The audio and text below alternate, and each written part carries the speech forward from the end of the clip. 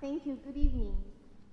So normally when you think about scientists, you think about, or most of us think about a person with glasses working in a lab with a coat, lab coat.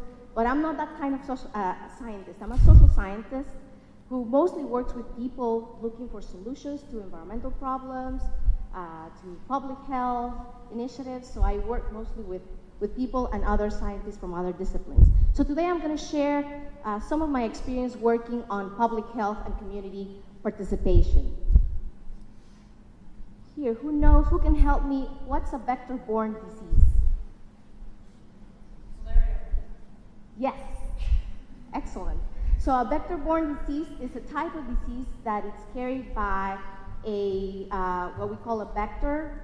The majority of these are blood-sucking insects that feed from either human or animals, and the human or the animals are sick, then they carry that disease to other people when they're feeding on them. So these type of diseases account for about 20% of all infectious diseases throughout the world and kill about 1 million people annually around the world. So the World Health Organization is extremely concerned about these particular types of diseases.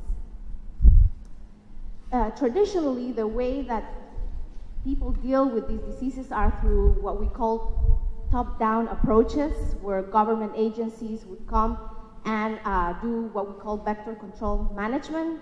So going to communities and do a lot of insecticide spraying in either agricultural fields or where these vectors create their nests or houses, and also going to different houses to explore where the nest of these vectors. However, these models have not been as effective as we were hoping that they would be. So in around 2000, the World Health Organization and other organizations began developing new approaches to vector-borne diseases, where they called integrated vector management, where we're trying to understand the biological factors, the ecological factors like ecology, environment and geography, but also the human factors that are causing this increase on vector-borne diseases. So this approach utilizes what we call a situation analysis, to try to understand what are the factors that are causing these situations, and then have communities participate with us to create the new interventions and do evaluation of the interventions. So I'm going to briefly share a project that we were working in the area. The Chagas disease, it's a disease that was discovered in 1909 and normally associated with rural areas and poor house styles. So this is what we call the kissing bug. That's the vector that causes or transmits the disease. It's also referred to the silent death, because many times people don't know that they have the disease and they end up dying of heart problems. Who knows where Guatemala is located at? Central America, south of Mexico. So the area that we're doing the study, it's a rural area with a lot of poverty. Around 40% of people there are living below the poverty line, so below $1 a day.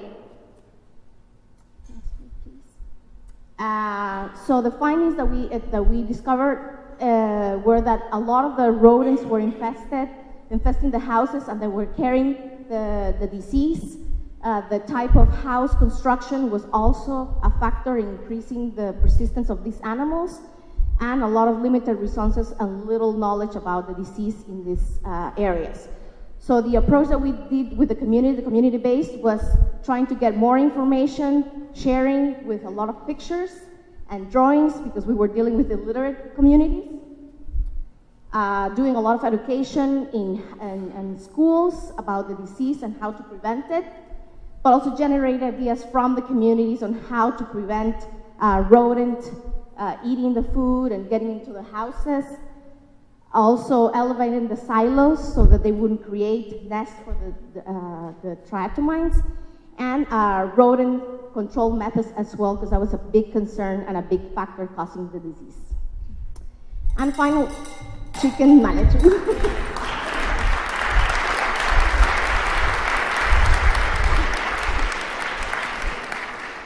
Thank you. Okay.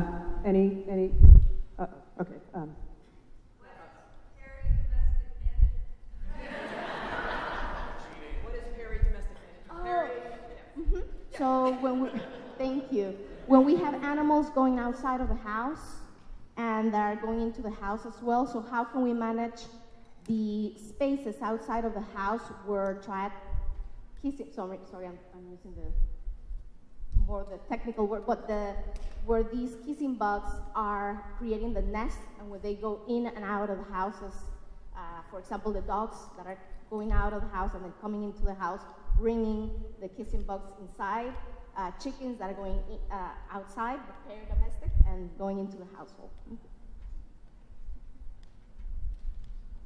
Over here, can you yell or get short? Do you have data yet about the effectiveness of the program? Have you seen a reduction in?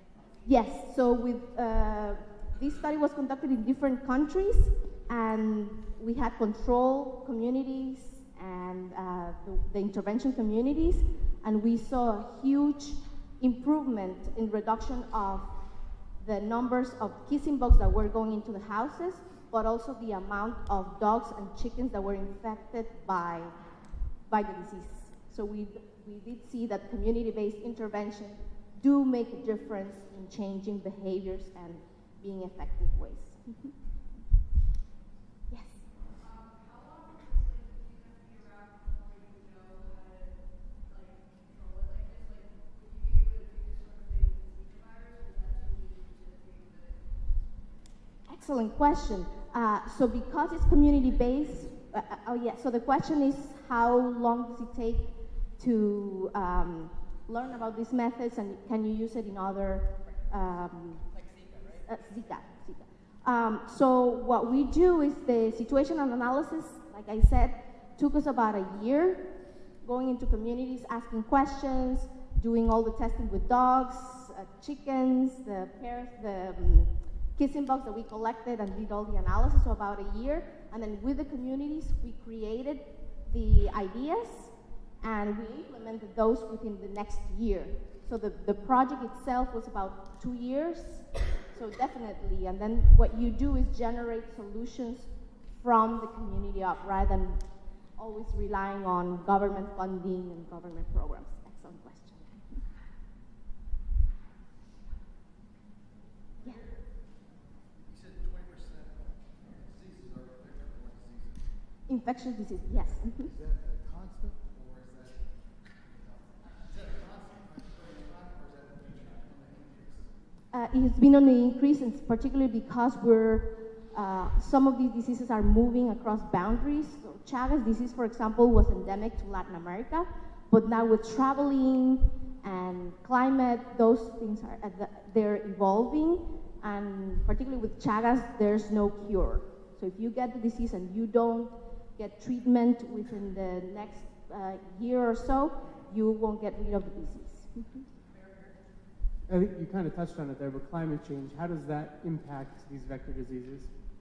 Hugely. For example, we see some of the mosquitoes that are carrying malaria moving more up north.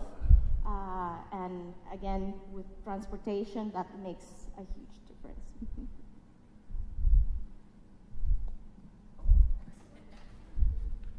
Who's funding your research or your activities? Yes. So the funding came from a grant from the World Health Organization and the Canadian Agency for International Development, and that's how we got the funding. And they funded projects in Mexico, Guatemala, Peru, Argentina, Chile, Uruguay, and Bolivia. You're off the hook. Thank you.